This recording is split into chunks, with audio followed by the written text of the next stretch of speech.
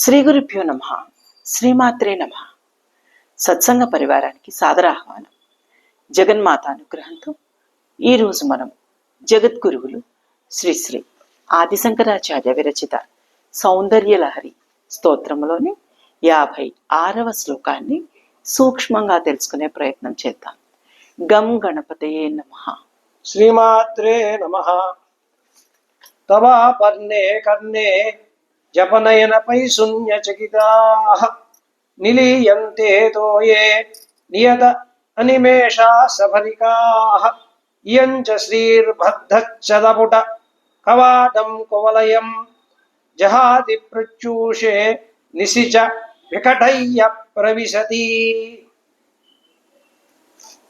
శ్రీమాత్రే నమః. పరబ్రహ్మ స్వరూపిణి అయిన శ్రీమాత నేత్రముల వైభవాన్ని ఆచార్యులు వారు ఈ శ్లోకంలో వర్ణించినారు. స్త్రీల నేత్రములను చేపలతోనూ కలువ పువ్వులతోనూ పోలుస్తూ ఉంటారు. శ్రీమాత నేత్రముల వైభవాన్ని చూసి మత్స్యములు నీటి యందు దాగుకుని మరియు కలువ పువ్వులు పగటి వేళ రెక్కలు ముడుచుకుని ఉంటాయని ఆచార్యులు వారు ఈ శ్లోకంలో వివరించారు. ఇక ఆచార్యులు వారి భావన: ఓ అపర్ణ, పార్వతీదేవి, నీ విశాల నేత్రములు నీ చెవుల వరకు వ్యాపించి అట్టి నీ నేత్రములు నీ చెవులకు మా గురించి అనగా ఆడు బేడిస చేపలు తమ రహస్యం గురించి నీకు వెల్లడిస్తాయేమోనని రెప్పపాటు లేకుండా నీటి యందు తమ రూపు కనిపించకుండా దాగి ఉన్నవి. మరియు నీ నేత్రములను పొందిన కాంతి సౌభాగ్యలక్ష్మి ఉదయం వేళలో మూయబడిన దొప్పల వంటి రేకులు కలిగిన తలుపుల వంటి నల్ల కలువ రేకులను మూయుచు రాత్రి సమయమున తలుపుల రూపము గల రేకులను తెరుచుకొని అందులో నీ సౌభాగ్యలక్ష్మి కాంతి ఆ కలువలలో ప్రవేశించుచున్నది కదమ్మా. ఇక అంతరార్థమేమనగా, జగత్తును ఉద్ధరించుటకై శ్రీమాత నేత్రములు మూయబడవు. నీటిలో ఉన్న మత్స్యముల నేత్రములు కూడా మూయబడవు. ఈ విషయం గురించి చెవులకు విస్తరించిన శ్రీమాత నేత్రములు తమ గురించి అనగా మత్స్యములు రెప్పపాటు వేయని విషయం అవి శ్రీమాత నేత్రముల నుండి రెప్పపాటు వేయని గుణాన్ని దొంగిలించాయని మత్స్యములు భయపడి నీటిలో దాగినవి.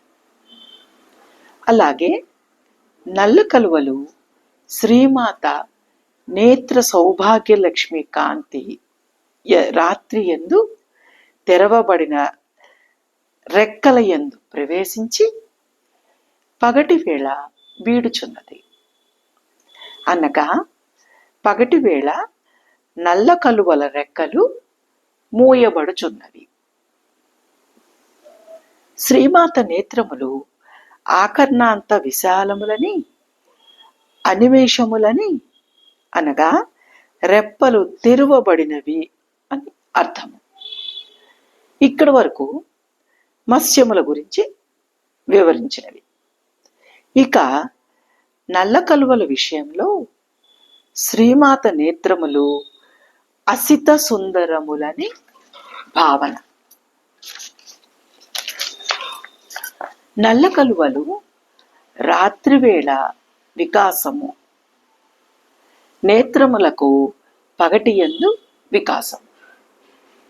ఈ కారణము చేత శ్రీమాత సౌభాగ్యలక్ష్మి పగటి యందు నేత్రములందును రాత్రి యందు నల్ల కలువల ఎందును చెరించుచున్నదని అర్థం.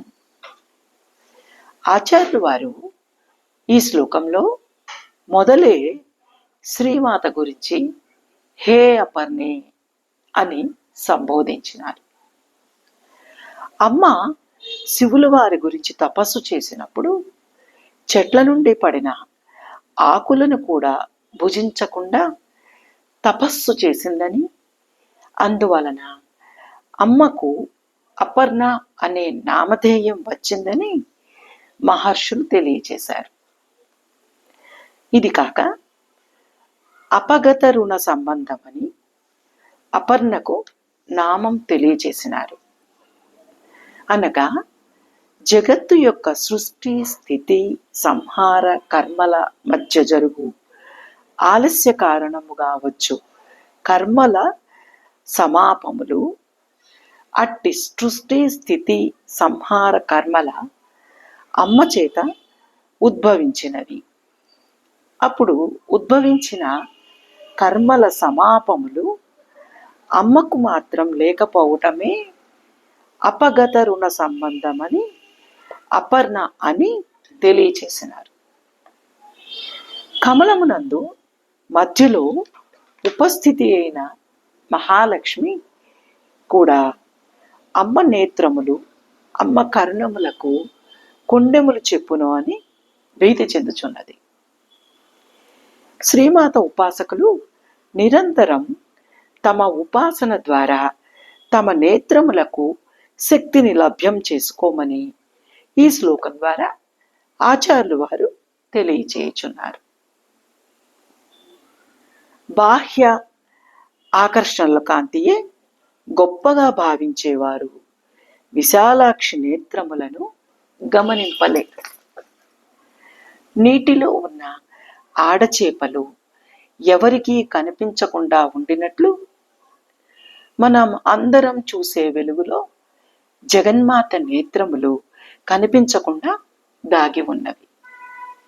జగన్మాత తమ నేత్రములను ఎల్లవేళలా తెరిచి ఉంచినట్లు చేపల నేత్రములకు ఉండవు. ఎందుకంటే చేపలకు కనురెప్పలు ఉండవు.